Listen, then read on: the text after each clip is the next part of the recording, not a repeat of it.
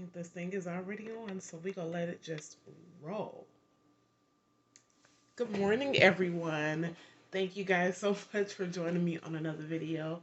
I am so excited that you chose to stop by my channel and just chill with me for the time being. I so appreciate it, where we get to chop it up about life topics and just be relatable with one another on certain things that us girls want to talk about. But you know what? It don't even have to be girls, because maybe there's some guys out there who are watching my channel and who really enjoy the topic. So, hey guys, and hey girls, hey kings and queens, how are you doing? Thank you so much for joining me at the castle. But anyways, we are going to be talking about a very, very powerful topic today. And this topic is talking about um, losing the passion for what you used to love. Before you get into today's topic, let's look at the sponsor of this video, my brand new book, The Hush Language Mental Health Journal Youth Edition. This beauty right here. Oh my God, if you have a youth or a teen in your life who may be dealing with mental health issues such as depression, anxiety, peer pressure, bullying, self-esteem, confidence, all of those things that we tend to overlook and think that youth, teenagers, they're not going through nothing. They don't have nothing they going through because they don't pay now one bill in this house.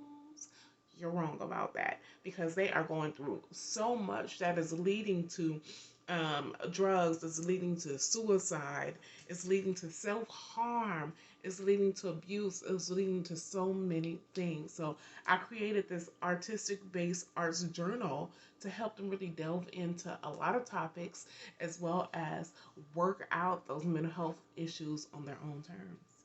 And who doesn't love an arts-based journal? You know. But anyway, so if you haven't gotten a copy, the link will be down below in the description box, as well as the pinned comment. Use code YAY10, that's YAY10, for 10% off your purchase. Your support is greatly appreciated. Now let's get into the topic of this video. Losing the passion for the things you used to love. I heard somebody say this not so long ago, and it really made me do a double look. Like a double look, and I was like, how can you lose the passion for the things that you love? How can you do that? You know what? I thought about it, and it made me feel some type of way, because growing up for me, all I did was write. That was my form, my major form of communication. When I had something serious to say, I wrote it in a letter. And that's just the way that I was brought up, not being talked to and having conversations with as a child. And so I became this empath, this person into myself. I wasn't as social, and I didn't know how to properly communicate. And that led to me just writing everything down. And so I would write what was important to me in letters, right? And it really focused me on understanding how powerful writing is, right? How powerful it is, because you can not only voice who you are, voice what you're going through or what you need, but you can also heal and change lives through words. And so I became so passionate about it that those letters started to turn into poems. The poems began to turn into plays. Yes, I write plays. And the plays began to turn into books and etc. And it all led to my own publishing company, which I have today. Here at the Dream Ink House, which is the umbrella company, we have Dream Loud Ink Publishing. Okay, and so those are my babies right there. But I was thinking about the topic the other day, and I was like, life will tear you to shreds. Life will hand you some cards that get you so tired and overwhelmed that you feel like you just cannot accomplish what you're so passionate about. And I can remember a certain time in my life that I didn't want to write anything. I was going through rough challenges. I was going through surgery recovery, and doctors and everybody were telling me to write it down, write my thoughts down, and I just didn't want to do it. I was just like, no. I had the time to do it. I was just like, no, I don't want to write it down. Like if it was almost like I was losing that passion for writing because life was beating me up so bad. I was losing that passion for publishing because life was beating me up so bad. And the game was changing so much and I felt like a failure. Like I couldn't do it. Like I couldn't exist in this world of words, right? And so when I heard the topic and I heard someone say this the other day, it really hit home to me because I was like, wow, that's absolutely true. We do at some point lose our passion for the things we love, and in their case used to love. Some people cases used to love, right? And so on one hand you have someone who is very passionate about something, passionate about doing something, and they lose their passion for it, right? And they never get back on the bandwagon. They just do something else. Do you say that the passion was never there because they don't pick it back up? No, I believe the passion was always there. But again, life beats you up to the point where you just feel like you just can't, you have to count your losses and move on, right? And so some people just never get back on it. They never get back on that. And that could be very detrimental to a person's mental health because you feel like you failed. You feel like you failed at something that you were once so passionate about and you were going to conquer the world with, right? But then you have those other people who get back up. You get back up. And so I want to briefly share some tips on how I overcame and on how I got back up. Don't knock down the camera, toy.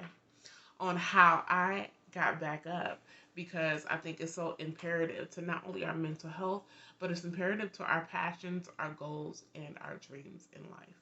Now, when I was feeling that self-doubt, I was feeling like I didn't want to write anything down.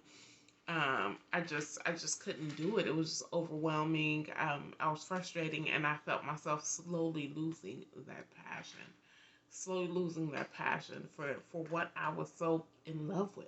You know, um, one day I just started writing again. One day I just picked up writing for no other intention. I wasn't writing for a book. I just wrote. I just wrote my thoughts down. Got my thoughts out, right? And I began to see how much I've grown over the years for me at least, on how I used to write letters to express my feelings. Now I can vocalize them, I can verbalize them to people, and how much I've grown from writing, how powerful it is in writing. Then, number two, I looked back at some of the professors that I had in undergrad who would read my words. Some of the scholarship people, like scholarship committees, that are on the board, who would read my essays and stuff and would cry and would say things like, "Oh my God, your words are so powerful. Oh my God." And that really made me feel like there's power in my words, and so I cannot quit. So what I'm basically saying is I looked back on the power that it's held in my life, and I began to do a little by little. Now, back in the day, I used to write every day, because that was just me. But as life started to deal me certain hands, and I had to sort of navigate through my truth and through my healing process in life and just dealing with past trauma and all of that stuff, writing became scheduled for me because now I'm coming from this little girl into this young woman, and now I'm a fully grown woman and I'm working a full-time job. I'm self-sufficient and supporting myself, meaning my job takes up 9-10 hours of my day. And then when I get home, I'm tired. So I sort of have to schedule my writing in for the most part in order to stay consistent on projects and just consistent on my passion for writing. And so I want to say to you guys out there, if there is a passion that you had, whether it be writing, whether it be you used to be a dancer, whether you used to love to cook, whether you used to love to garden, um, you loved cars, you loved gaming, you loved whatever it is, you love baking. I have a friend who loves to bake, right? And it's therapeutic to her. Painting. I have another friend who loves to paint. For me, I love to sketch, and I haven't done it in a while, but I know that is a powerful thing, right? But for those of you guys who've had these passions over time and have started to uh, become less passionate about the things you used to love, then I encourage you to really look at what those passions have done for you in your life, where you are right now in your life, and how you can begin to integrate them into your new atmosphere, into your new schedule of life. How can I schedule it in like I had to do with my writing? How can I integrate it in? You know, for me, it's more on the weekends, sometimes in the evenings after work when I get home and settle down. But mostly on the weekends, right? And so, because I know I've scheduled it in and I have that down for myself, I know that I can continue to evolve in my writing and I become more consistent as opposed to worrying about, oh my God, I'm not writing every day, you know. So, really focus on um, what your passion did for you, have done for you over the years. Where's your life right now, and how you can incorporate that into your life, your passion into your life. If you're a baker, maybe you want to bake on the weekend. Maybe you want to just pick a Saturday and say from 10 to 1, 3 hours out of the day, I'm going to bake cookies, I'm going to bake cake pie, I'm going to bake something on Saturday from 10 to 1 every other Saturday, right? So that way you become less overwhelmed. If you're a dancer, maybe you'll say, hey, I need to get back into dancing. It's been years. I've been working a full-time job and doing this and doing that, and life has really beat me up. Maybe you say, hey, let me connect with another dancer out here, or a studio, or a dance coach, and go into the, dance studio with the dance coach uh, 3 times a month, and slowly build up your passion back. And then you also have to understand that sometimes passions don't come with a lot of dollars. You do it because you're passionate about it and you love it. And eventually, if you're consistent and you want it to happen, the money will come. And so I hope these tips work for you as they've been working for me. Leave your comments down below and let me know your passions. Let me know those things that really keeps you going, and if you've lost your passion for the things you used to love, and how you're picking yourself back up in the midst of it. And so again, thank you guys so much for joining me on this video. That will be all for today's topic. I really appreciate you guys being here. If you haven't done so already, go check out all of my books, especially my brand new book, The Hush Language Mental Health Journal, Youth Edition, my other book, Depression Wears Lipstick, my other book, The Scholarship Thief, right here, and then my other book, My Prayer, My Sword. Check those books out. I appreciate it.